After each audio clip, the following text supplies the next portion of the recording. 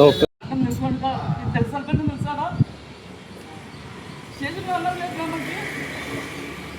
చిన్నపిల్లలు ఆడ కూర్చోబెట్టుకున్నారంతా ఏం పార్టీ కష్టపడుకుంటున్నా ఇదేనన్నా ఇది ఇంతవరకైనా ఎవరు రెస్పాండ్ కాకపోతే ఎట్లా? అస్సలాము అలైకుం, అందరికీ నమస్కారము. నేను గత 3 రోజుల కిందట ఎమ్మెల్యే గారు ప్రాణహాని ఉందని చెప్పేసి ఒక వీడియో సోషల్ మీడియాలో పెట్టాను. అది చూసి కొంతమంది పెద్దలు అది అట్లా పెట్టద్దు, తీసేయమని చెప్పేసి అన్నారు. అయినా నేను తొలగించాను.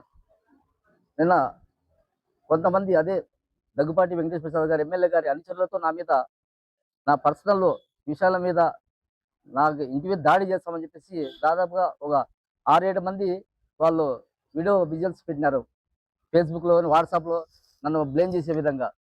నేను ఏదో పేదలకి ఆ రోజు అధికారులం వస్తే ముస్లిం మైనారిటీలు 1000 మందికి ఇళ్ల స్థలాలు కట్టించి ఇస్తామని చెప్పేసి వాటం విషయాన్ని అడిగాను. అంతేగాని నాకేమి డబ్బులు ఇవ్వండి లేకపోతే నాకే చదువు కల్పించి నేను అడగడం లేదు.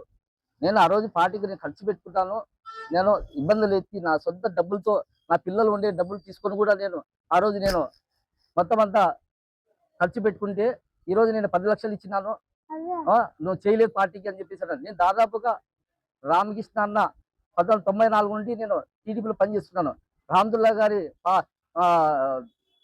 ఎన్నికల్లో ఆయన అభ్యర్థిగా నిలబెట్టినప్పుడు కూడా ఆయన హయాంలో కూడా నేను బాగా చురుగ్గా పనిచేశాను. ఆ రోజు పరిటాల రవి అన్న కూడా నాకు దగ్గరుండి భాష పాతూరంతా మీరు చూసుకోవాలని చెప్పేసి పరిటాల రవి అన్న కూడా నాకు భుజం తట్టి ఆయన చెప్పారు. అలాంటి వాళ్ళు పెద్ద మహనీయులే మాకు ఇలా చెప్పి మాకు ఒక స్ఫూర్తిగా నిలబడి పార్టీ కోసం కష్టపడేందుకు చేశారు. కానీ ఈరోజు మేము ఆ రోజు నుంచి ఈ రోజు వరకు కూడా మేము ప్రభాకర్ చౌదరి అన్నగా అయితేనేమి, ఒక మహాలక్ష్మి శ్రీనివాస్ ఆ టైంలో మేము ముస్లిం టికెట్ ఇవ్వాలని చెప్పేసి ఆయన మాకు పట్టించుకోలే, అందుకే మేము దూరంగా ఉండాలని చెప్పేసి ఇదైనా తప్ప ఇంకా ఆ నుంచి కంటిన్యూగా నేను పార్టీలో చురుగ్గా పనిచేస్తున్నాను. కానీ నాకు ఇంతవరకు పని ఎవరు కూడా నాకు ఏ రోజు కూడా నేను పదవులు ఆశించలే, లేదంటే నాకు ఏదన్నా సాయం మంచమని అడగలే. కానీ ఇన్ని రోజులు నాకు చేసేది ఎన్ని ఈ 2024 ఎంపీ ఎమ్మెల్యే గెలుపు కోసం నేను కష్టపడి పనిచేస్తే ఈరోజు ఒక 10 రూపాయలు కూడా నేను వాళ్ళతో ఆశించలేదు. వచ్చే ఒక వీళ్ళకి మాత్రం చేసుకొని చచ్చిపోతాను. రాత్రి సీఎం వచ్చేవండి